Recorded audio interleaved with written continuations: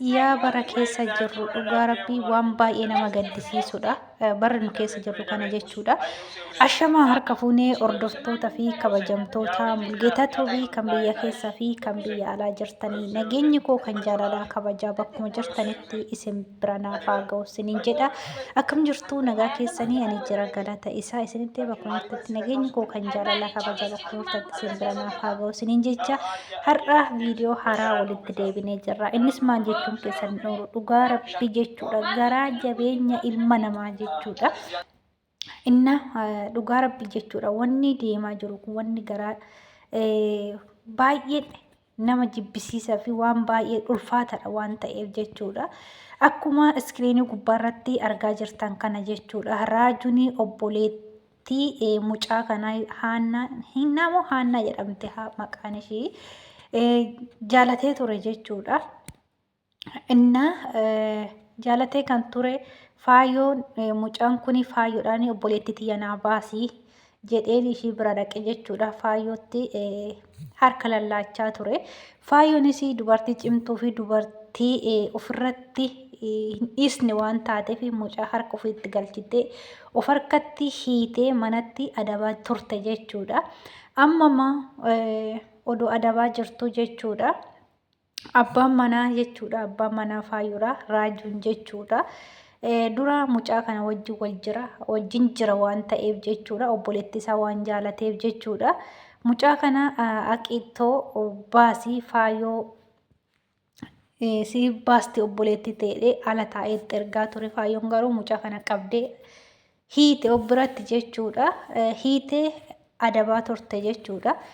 Garuu amma hoo maaltu maal ta'e hoo jettanii dhugaa rabbii jechuudha.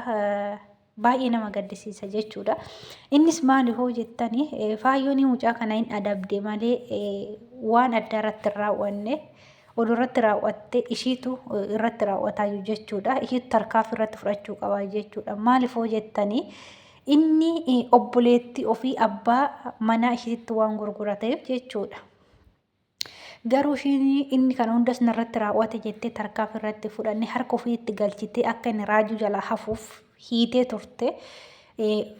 Hiitee turte manuma keessatti adabaa turte jechuudha.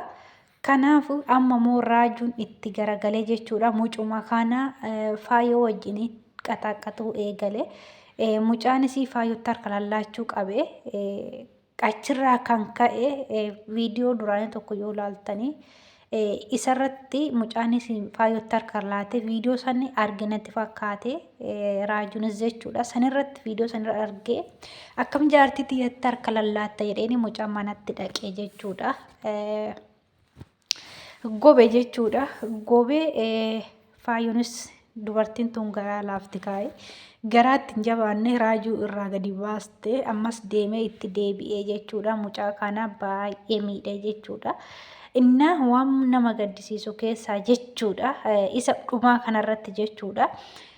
Mucaan iccitii kee baasi jedhee raajuun jechuudha. Iccitii kee kana baasi jennaani iccitii ofii haga tokko mucaa isa wajjin hojjetu yookiin kan waan akkanaa kana faayyoo irratti dalagiitoo kan jedhanii obboleettii ofii raajuutti gurgurachuudhaaf waliigaltee nama biraatu wajjin uume iccitii sanii baase jechuudha. Iccitii sanii baasee waarrannaa raajuudhaan iccitii kee sin baasa kiyya baastee keetis sin baasa jedheen jechuudha faayyoo irratti. Iccitii kiyya kan maaliin na baasta nan baastu iccitii kee bichaa himadhu malee iccitii kiyya nan baasinii jedheeni raajuuni. Inna mucaan sin baasa jedheeni. Inna waan iccitii kana baastee gadi si lakkisa jettee faayyooni. Mucaanis iccitii sanii oduma baasaa jiru faayyoon amma iccitii kana naa baasitu hin deemtaa jetteeni balbala jalaa bantee as deebite.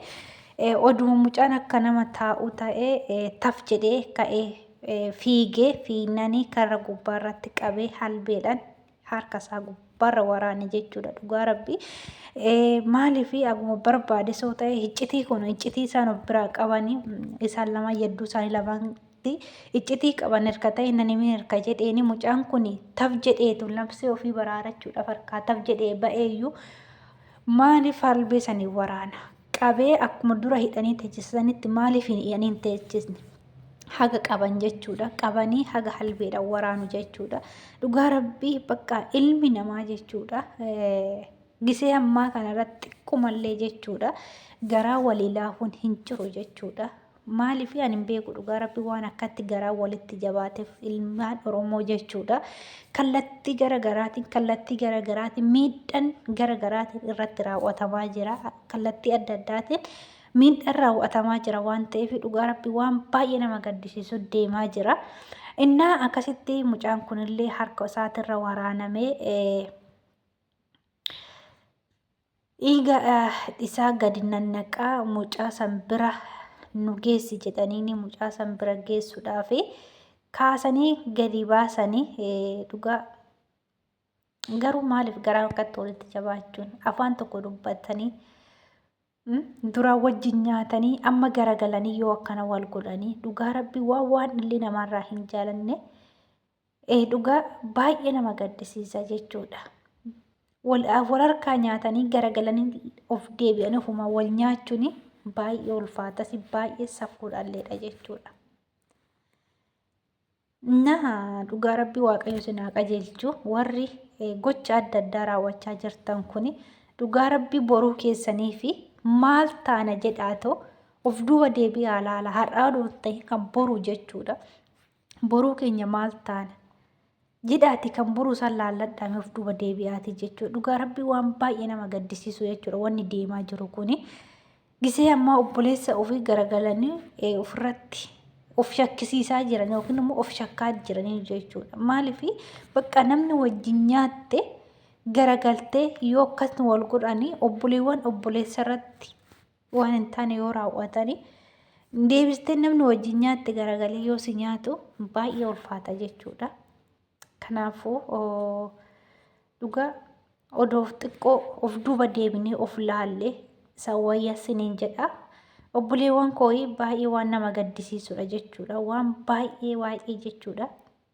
Wanni deemaa jiru kun dhugaa rabbii jechuudha. Waanumti isaatu jechuudha. Qiyaama gadi bu'e natti fakkaata dhugaa rabbii jechuudha. Maaliif bakka wannumti gaarii tokko gurrumti keenya ijumti keenya waan gaarii tokko argaa hin jiru waan ta'eef kanaafuu waaqayyo sinaa qajeelchu jedhaanii warra waan akkanaa kana hojjetu kanaanillee rabbiin isinaa qajeelchu gara gaarummaa isaatti isinaa deebisu dhugaa baay'ee ulfaata jechuudha wanta akkanaa kuni. Innaa viidiyoon kiyyaa asumarratti dhaabataa turtii gaarii naaf qabaadhaa nagaa fayyaanaaf ta'a. Galatooma isiniin jedha viidiyoo kana laayik gochuu hin dagatinaa isiniin jedha nagaa fayyaanaaf ta'a. Aga viidiyoo biraatti walitti deebinutti turtii gaarii.